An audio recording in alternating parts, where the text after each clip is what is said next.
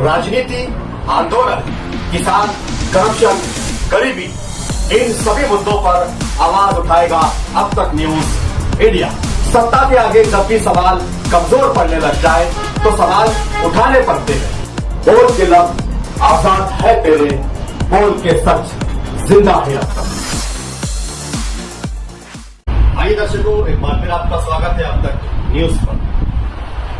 दर्शकों, जहां महाराष्ट्र के परिणाम आए हुए हैं, जिस तरीके से महाराष्ट्र में एक परिवर्तन देखने को मिला है कि जहां कांग्रेस की पिछले 2019 के चुनाव में पूरे महाराष्ट्र भर में लोकसभा की एक सीट थी, तो आज कांग्रेस 13 सीट पर पहुंच गई। जहां पूरे महाराष्ट्र में राष्ट्रवादी कांग्रेस पार्टी, जो शरद पवार की राष्ट्रवादी कांग्रेस पार्टी थी, उनकी 4 सीटें थी। इस बार पक्ष में 2 भाग होने के बावजूद भी शरद पवार की राष्ट्रवादी कांग्रेस पार्टी ने 8 लोकसभा की सीटें जीत ली।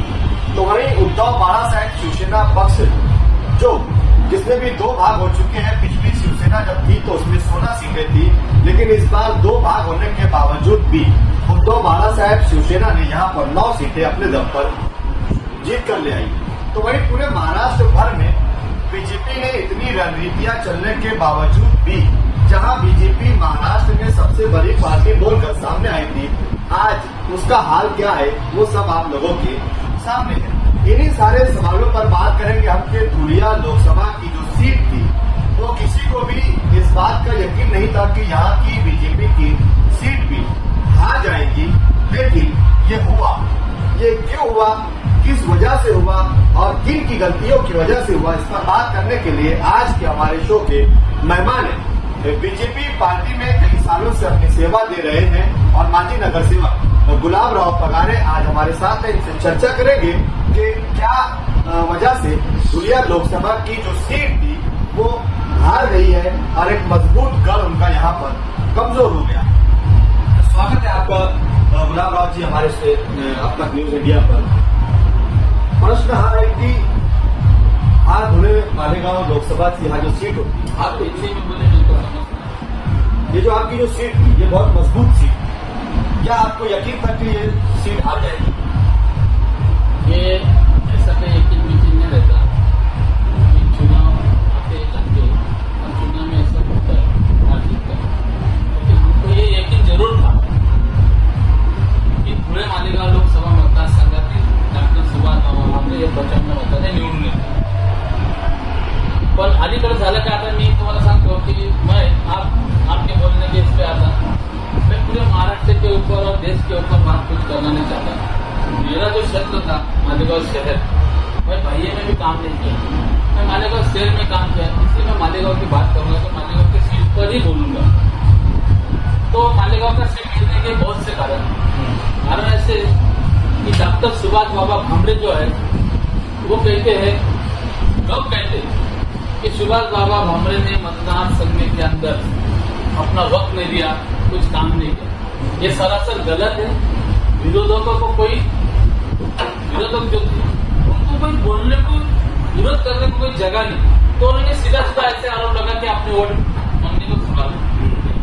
लेकिन सुभाष बाबा भामरे ने बहुत सी बार 5 साल के अंदर, 10 साल के अंदर बहुत सी बार पत्रकार परिषद की, मैंने ये काम किया, मैंने वो काम किया, मैंने ये काम करने जा रहा हूँ, मैं वो काम करने जा रहा हूँ। तो तभी आप बताना चाहिए था कि सुभाष बाबा भामरे ने ये काम नहीं किया। सरासर गलत है। दूसरी बात ऐसी है कि कांदे के ऊपर जिले के सिर गिरे, ऐसा भी नहीं, निर्यातबंदी, कांदे के भाव नहीं, इसका भी कोई ज्यादा असर नहीं। लेकिन मैं ये चाहता हूँ कि ऊपर से तो नीचे तक मालेगांव के अंदर, मैं मालेगांव की बात करूँ की मित्र पक्षाने असं मन लावून काम केलेलं असं माझ्या मनाला वाटतं, जे माझ्या निदर्शनाला मतदान भरपूर पडलेले आहे. मतदान तर भरपूर मागच्या वेळी पक्ष बाह्य मध्ये खूप मतदान पडलं मालेगाव पाहिजे.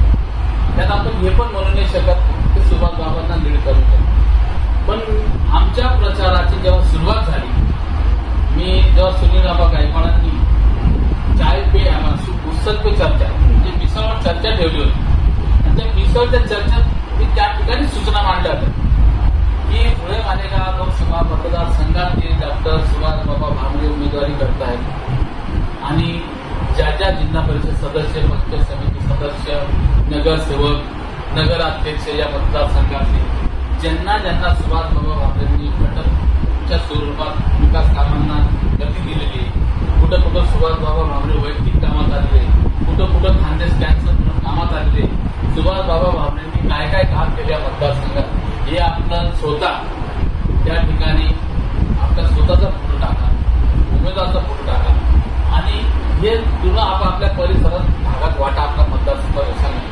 पण माझी सुद्धा लक्ष नाही दिलं आणि तेच परिणामी माझ्या श्रीरामनगरच्या भाषणात देखील महारॅली काढली होती. मी त्या ठिकाणी प्रचार करतो. त्या ठिकाणी देखील सांगितलं की माननीय देशाचे पंतप्रधान नरेंद्रजी मोदींनी गेल्या 10 वर्षाच्या कालखंडात ज्या ज्या योजना या भारताच्या जनतेसाठी, गोरगरिबांसाठी, होतकरूंसाठी, कष्टकरूंसाठी, शेतकऱ्यांसाठी ज्या ज्या योजना दिल्या त्या योजनाचा तुम्ही प्रसार करा, प्रचार करा.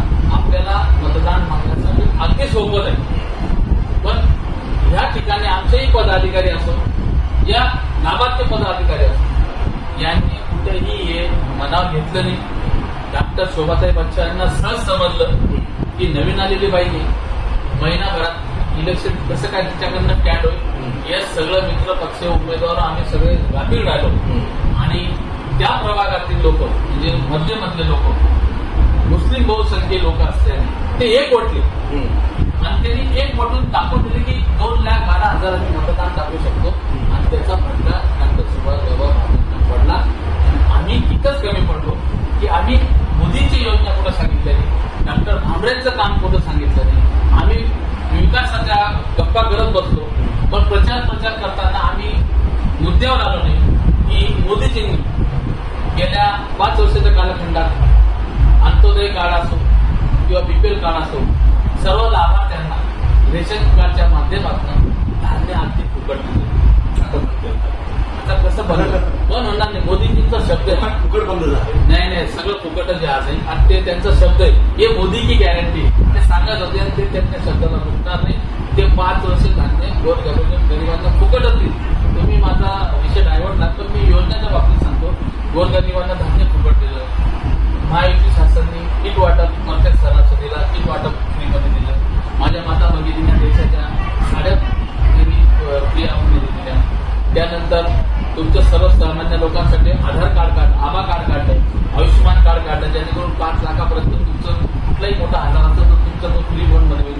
तुम्हाला इतर दारोदार पटण्याची गरज नाही. या मोदींच्या योजना आहेत. अनेक अशा योजना ज्या आहेत गोरगरिबांसाठी दिल्या. आता महाराष्ट्र शासनाने भोजन दिलं. म्हणजे तुम्ही या सगळ्या गोष्टीचा कुठं प्रचार न केल्याने मला तरी वाटलं आमचा पराभव झाला. हे आम्ही नैतिक जबाबदारी मानतो. गुलाब, फेसबुक पर इस तरीके की चर्चा भी चल रही कि महायुति की चुकी हुई अगर इस जगह पर वो आविष्कार घोषे को टिकट देते थे तो उनकी सीट चुनकर आते थे. ये बात तो मैं नहीं मानता है. ये तो मेरे मुंह से आप जो आरोप कर ले म्हणजे तुमचं म्हणणं असं आहे की मंत्री महोदयांच्या मुलाला सुपुत्रांना तिकीट दिलं म्हणून त्यांनी सीट पाडणं असं आपलं म्हणणं आहे का? फेसबुकवर असं चालू आहे. असं नाही राहत. सीट पाडणं मंत्री महोदयांचं म्हणजे असं नियम नाही मानत की असं युतीच्या त्यांनी धर्म बोला का नाही बोला हे मी त्यांच्या मनाला माहिती. पण माझ्या बी मनाला येईल की कुठेतरी खंत आहे की सुनील आबा गायकवाड जास्त ऍक्टिव्ह झाले तर मित्र पक्षाने युती धर्म पाळला नाही मालेगाव शहरात. आम्ही काही ते मला कुठेतरी थोडंफार जाणवलं. पण आता युतीचा धर्म आहे त्यांनी पाळला पाहिजे होता आणि जोमाने झोपून आपणच निवडणूक लढतोय, आपला कुठं लढतोय अशा पद्धतीने काम तर केलंच पाहिजे होतं. पण ते मालेगावची मी नाही म्हणत, मालेगावची जनता म्हणते की असं पुढं काम झालेलं दिसतं. महायुतीमध्ये जे लोक आहेत त्यांनी स्वतःची एखादी मोठी सभा लावली का? महायुती म्हणून असं मला नाही वाटत. कुठल्या तरी छोट्या मोठ्या मंगल कार्यालयांमध्ये 2-500 लोक जर आपण सभा लावल्या एवढ्या मोठ्या मतदारसंघाची तर याचा फरक काही पडत नाही. हे अशा ग्रामपंचायत, पंचायत समिती, झेडपी किंवा मार्केट यार्ड किंवा नगरपालिकेसाठी अशा छोट्या मोठ्या जर तुम्ही सभा लावल्या तर ते चालतात. पण महासभा लावल्या गेल्या पाहिजे होत्या आणि जनतेला दाखवले मला तो मोदी सरकारच्या योजना आणि इतके सर 4-5 हजार मतांनी सीट पडते एवढं मोठं ते माझी मत पडतं. कुठेतरी असं मनाला धोरणारी गोष्ट आहे, न पटणारी गोष्ट आहे. म्हणून इथं आमच्या सगळ्या वरिष्ठांच्या आमच्या चुका मान्यच करायला. हमी मालेगावकर विधायक संघ समितीचे निखिल पवार यांनी एक आरोप केलेला आहे की धुळ्याची सीट गेली, इंदोरीची सीट गेली, नाशिकची सीट गेली. पालकमंत्र्यांनी स्वतः जबाबदारी घेऊन आणि राजीनामा दिला. ते आता मी त्यांना विरोधात नाही म्हणत, पण शहराच्या विकासावर ते सतत चर्चा करत असतात, लढत असतात, म्हणून त्याची मागणी रास्त आहे. तर मागणी करताना त्यांनी देखील मी तुम्हाला सांगतो की पालकमंत्री या नात्याने जिल्ह्याचे 3 सीटं पडतात. तसंच आमचेही पदाधिकारी असो त्या मी स्वतः समजतो, मी पदाधिकारी समजतो स्वतः. तर नैतिक जबाबदारी धरून जनांची नेता मनाची लाज बाळगून या भारतीय जनता पार्टीचे पदाधिकारी असो किंवा पालकमंत्री महोदय असो, यांनी नैतिक जबाबदारी आपली स्वीकारून आपला पराभव कुठेतरी झाला आणि 1 सीटाचा आणि जिल्ह्यात तर 3 सीटाचा पराभव झाला.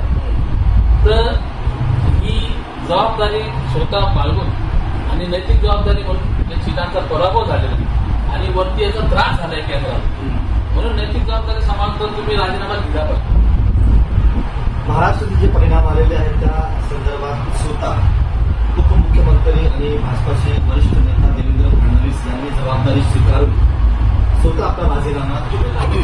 त्या एक्सेप्ट झाला आणि झाला हा वेगळा भाग आहे, पण ज्या ज्या विभागात ज्या ज्या जिल्ह्यात भाजपाची सीट पडलेली आहे, आपण मालेगाव धुळे लोकसभा सीटवर चर्चा करत असताना इथे जे पक्षामध्ये जे जबाबदार आहे, जिल्हा अध्यक्ष आहे, शहर अध्यक्ष आहे, बाकीचे जिथे जिथे पद आहे त्या जे माणूस पदवर आहे त्यांनी पण स्वतः जबाबदारी स्वीकारून राजीनामा द्यायला पाहिजे. प्रश्नच नाही. लोक मानतील तर परत तुम्ही असं घाणेरडं वागू नका. मी आमच्या पदाधिकाऱ्यांना बोलतो की जिल्हा अध्यक्ष असो, तालुका अध्यक्ष असो, शहर अध्यक्ष असो, आपली नैतिक जबाबदारी धरून आपण राजीनामा दिला पाहिजे. कारण की आपल्या सीटाचा पराभव झाला आणि आपण काय करत असतो, आपण काय केलं, आपल्याला काय केलं पाहिजे होतं याचं तुम्ही आत्मपरीक्षण करण्यासाठी कुठं बैठक सुद्धा बोलवलेली नाही. हे तुम्ही आत्मपरीक्षण केलं पाहिजे, आत्मचिंतनची बैठक लावली पाहिजे होतं. आणि हा दारुण पराभव म्हणता येईल, आपला दारुण पराभव झाला. आणि मी तरी म्हणतो इतर माणसांकडनं पराभव झाला असता तर तो कुठेतरी मनाला समजूतदारपणा आपण स्वतःला करून घेतला असता. पण एक महिला बघितली, शोभाताई बच्चाव, नाशिकच्या रहिवासी, ते नाशिकहून इथे येतात. 1 महिन्यानंतर काँग्रेस त्यांना तिकीट जाहीर करतं.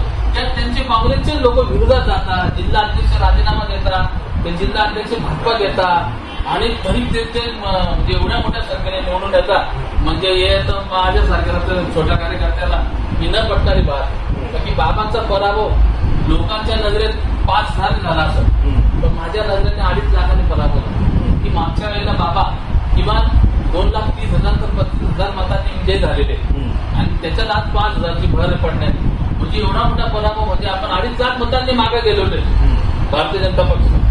आणि सत्यता बोलायची आहे, सत्य जे सत्य ते ऍक्सेप्ट करायचं. उद्याला आपल्या निवडणुकीला समोर जायचं आणि असं करून चालणार नाही. तुम्हाला पद दिले, तुम्हाला पदाधिकारी बनवलं, याच्या आता तुम्ही पक्षाचे मालक नाही झाले. पक्षाचा काय जबाबदारी आहे, पक्षाच्या ध्येय धोरण काय हे समजून तुम्ही पक्षाचं कामे केलं पाहिजे होतं. जेठ्यांना खेळताना छोट्यांना मोठ्यांना विश्वासात घेऊन त्यांचा अनुभव घेऊन आणि निवडणुकीला समोर जायचं असतं. पूरे महाराष्ट्र में एक ही चर्चा है कि मालेगांव के मुस्लिम मतदाताओं ने जिस तरीके से खूब मतदान किया है, ये पूरे महाराष्ट्र को दिखा दिया है कि अगर मतदान एक जगह आ जाए तो क्या होता है. लेकिन बीजेपी के किसी भी कार्यकर्ता ने, पदाधिकारी ने मालेगांव मंत्र में जाकर एक भी सभा नहीं की, मुस्लिम लोगों के वोट उनको मिले इसके लिए कोई कामकाज नहीं किया. जबकि मालेगांव मंत्र में 5,000 से ज्यादा बीजेपी से जुड़े हुए लोग हैं, लेकिन इस बार बीजेपी को 5,000 मतदान भी वहां से नहीं है. तो ये बात जो है ना मेरे दिल को छू गई. मैं ये चुनाव में बहुत ही करीब था. ये चुनाव में प्रचार प्रसार में बहुत ही करीब है. और सुनील बाबा गायकवाड़ जो भाजपा के माजी जिला अध्यक्ष और 4 टर्म वो अभी नगर सेवक रह चुके हैं. ये प्रशासक लगाए तो है, अभी भी नगर सेवक ही है वो. तो उन्होंने बार बार वरिष्ठ को, उम्मीदवार को बोला मेरे सामने, मैं इस बात का भय गवा की तुम्ही मला त्या भागाची जबाबदारी दिली विधानसभा प्रमुख आहे, पण जबाबदारीप्रमाणे मला काम करू द्या. मी तुम्हाला मतांनी वाढून दाखवतो आणि काम तो सुनील हमारे 2 साल जब से उनका जाहीर हुआ की तुम्हाला वार्ड प्रमुख म्हणजे त्या भागाचे मध्य विधानसभा प्रमुख करण्यात येतो, तरी खडकावर जमीन करण्याच्या बरोबर आहे तिकडे भारतीय जनता पार्टी वाढवणं होतं. तरी त्या माणसाने म्हणजे ऍक्सेप्ट केलं आणि काम 1.5-2 वर्षाच्या कालखंडात करून दाखवलं. ते काम करताना उमेदवारांनी बघितलं, आमच्या ज्येष्ठ पदाधिकाऱ्यांनी बघितलं, पण ह्या निवडणुकीवर ह्या बाबतीत त्यांच्यावर विश्वास टाकला नाही. याची खंत उमेदवाराला पण आम्हाला पण सुनील आम्हाला पण काय कळली की मला तिथलं जर काम करून दिलं असतं, माझं काम थांबवलं तर तुम्हाला सांगतो हा निकाल वेगळा दिसला असतो. तुम्ही कितीही त्या भागाचे लोक एक होता, पण शेवटी अनुभव असतो आणि अनुभव ज्या माणसाने त्या ठिकाणी टाकून दिला असं एवढी ऍक्टिव्हिटी सुनील आबा गायकवाडांमध्ये आहे ही मला स्वतःला शास होती, उमेदवाराला देखील होती. पण त्यांनी असं काय केलं? मालेगाव मध्ये सुनील आबा यांना मानणारा एक वर्ग मोठा पण आहे.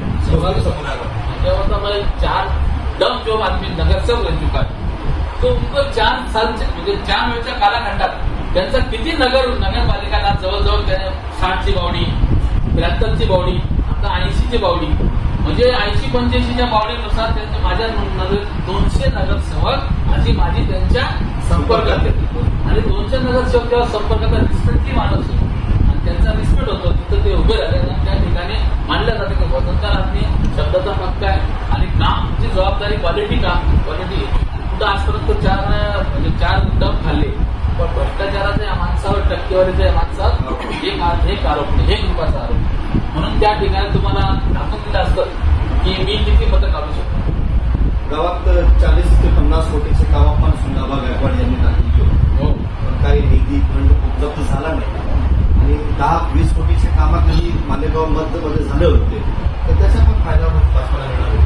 भारतीय जनता पार्टीला फायदा होणार होता, पण मानसिकता का अशी धरली की मुस्लिम लोक आपल्याला मतं देणार आहे? का देणार नाही? तुम्ही मागायला गेले का? तुम्ही आलंच नाही. आपण जायचं नाही, प्रचार करायचा नाही आणि आपण पुढे सांगायचं का देणार नाही, ही तर पॉलिसी आपल्याला पटत नाही. आता बरेचसे आमचे बंधू आहेत राजकीय छोटे मोठे समाजसेवक, तेव्हा 1000% काही वेळेला मुस्लिम लोकांनी मतदान दिले त्या ठिकाणी सोशल वर्कर म्हणून. त्या ठिकाणी विपुल शाह उभे राहिले, विपुल शाह नगरसेवक झाले, अर्धा मुस्लिम भागे अर्धा हिंदू भागे.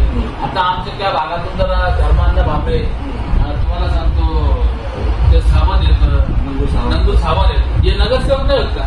आता ध्यानाचा जर परिसर झाला तर रमजानपुराच आहे, पण भारतीय जनता पक्षाचे आमचे दीपक शिंदे त्यांच्या सौभाग्य होते त्या नगरसेविका आहेत कशी का? असं नाही. तुम्ही जा आपल्या बाजू मांडा, मतदारांना त्यांचं कन्व्हिन्स करा, त्यांना समजून सांगा, ते तुम्हाला मतदान करा. तर तुम्ही गेलेच नाही आणि मतं मागितले नाही, तर तुमच्या आम्हाला आरोप करून उपयोग नाही. कई लोगों ने ऐसा कहा कि बीजेपी ने 400 के पार सीट मांगी थी, हमने जीएसटी काट के 240 थे. लोगों को जो कॉमेंट्री लोग हैं उनका रजत अपने ये क्या बोलते हो शर्मा, उन लोगों सरीका को ये नहीं कि उनको माफ रहता है कुछ भी बोलो. कॉमेडी के लिए ठीक है, पण 4 से 5 घंटे पाहिजे होते. सन्मान्य आदरणीय नरेंद्र मोदींची ज्या योजना त्यांनी केलेलं 10 वर्षाच्या कालखंडात काम जर तुम्ही बघितलं, विश्वगुरु आपण ज्याला म्हणतो, अनेक देश आपल्याकडे तिरच्या नजरेने बघत होते. या माणसाने या 10 वर्षाच्या कालखंडात सगळ्यांच्या नजरा खाली गेल्या. ज्या देशाच्या कायम स्वरूपी आपल्याला उपद्रव होते ते 2-3 देश आज या माणसाच्या चेहऱ्याकडे बघता सत्य देवा शांत बसतात. 10 वर्षात तुम्हाला कुठेतरी समजला पाहिजे, मानला पाहिजे तुम्ही स्वतः देखील. आणि 400 पार दिला असतं तर खूप देशात बदल घडला असता. पण काय नसताना त्या वावड्या उठवल्या. आता संविधान बदलणार आहे, मुस्लिमांना नमाज पढू देणार नाही, असं कुठं होतं का? असं काही नव्हतं. या फक्त विरोधकांनी याच्यावर काय केलं, जनसामान्यांपुढे ते खोटं प्रचार करण्यामध्ये ती बाजू जिथून घेतली. म्हणून असं काही नव्हतं. नरेंद्र मोदी साहेबांच्या अशा कुठल्या योजना नाही संविधान बदलाच्या, कायदे बदलाचे. वही कायदे अभी तुम देख ले 5 साल चलने वाले, कि जो लोगों ने क्रॉस वोट किया वो 5 साल पछता है. एक आखिरी सवाल है, सबसे अहम सवाल. जब राम मंदिर का उद्घाटन, उस टाइम पूरे देश में ऐसा लगा यहाँ तक कि कांग्रेस और बाकी विपक्षी दल वो भी डर गए थे कि जिस तरीके से राम मंदिर का उद्घाटन हुआ है तो इस बार भाजपा नक्की 400 के बाद जाएगी। सबके दिमाग में मतलब वही कि जो राम को लाया है हम को लाया, लेकिन खुद उसी शहर में जहाँ पर राम मंदिर बनाया गया, उनका निर्माण किया गया, रामलला बुलाया गया, वहां से ही भाजपा ने अपनी सीट खो दी, जिस पर पूरे देश में चुनाव लड़ा है। इस पर क्या इसका मैं पहले से आपको बोल चुका, मैं पूरी लेवल से मानेगा पूरे मतदार संघ के ऊपर ही बोलूंगा। वो भी आपने सवाल ऐसा खड़ा किया है कि खुद सुरीलावा के माध्यम से उनके नेतृत्व में हम 1040 लोग वो यात्रा कर चुके उत्तर प्रदेश में रामलला के दर्शन को, सिंगाबाद बहुत से सारे लोगों को देखी के रूप में मैं भी था और मैंने सब कुछ देखा। वहाँ पे भी जो बोले जा रहा ऐसा कुछ, जो इधर बोले जा रहा ऐसा कुछ उधर है, सब ठीक ठाक आहे. पण मी याच्यात पलीकडे जाऊन सांगतो, मी त्या ठिकाणच्या उमेदवारांना दोष देईल की तुम्ही सगळं काही पक्षाच्या आणि मोदींच्या भरोश्यावरच काम केलं. तुम्ही बरेच उमेदवार घरात बसून राहिले, त्याचा परिणाम आपल्याला हा भोगावा लागेल. बाकी असं काही नाही. वोट पर्सेंटेज जर बघितला, भारतीय जनता पक्षाला देशात मागच्यापेक्षा जास्त मतदान मिळाले. ये थे हमारे साथ में बीजेपी के वरिष्ठ नेता माजी नगर सेवक गुलाबराव पगारे, जिन्होंने इतनी खराब हालात में भी जहां आज पूरे भारत भर में बीजेपी 400 के पार का नारा देते हुए 240 सीटों पर सिमट गई है, लेकिन सरकार बनाने में कामयाबी हासिल कर ली है. ये अलग बात है कि वो सरकार कब तक टिकेगी, कितने दिनों तक चलेगी, क्योंकि विपक्ष की ओर से ये पैसा की वाली सरकार के नाम से पुकारा जा रहा है. मालेगांव धुलिया लोकसभा की सीट पर हम बात कर रहे थे कि किसकी जवाबदारी, नैतिक जवाबदारी किसकी है, किसने स्वीकारना चाहिए, किसको राजीनामा देना चाहिए, इस पर भी खुलकर उन्होंने अपनी बात रखी है. आप क्या कहते हैं कमेंट बॉक्स में हमें जरूर बताइए, और आपको क्या लगता है कि धुलिया लोकसभा की सीट हारने के पीछे का रीजन क्या है, आप कमेंट बॉक्स में हमें जरूर बताइए. और देखते रहिए अब तक न्यूज इंडिया. फिर हाजिर होगा किसी नए सवाल के साथ, नए मुद्दों पर फिर मुलाकात होगी. तब तक के लिए शब्बा खैर, शुभ रात्रि, जय हिंद, जय महाराष्ट्र.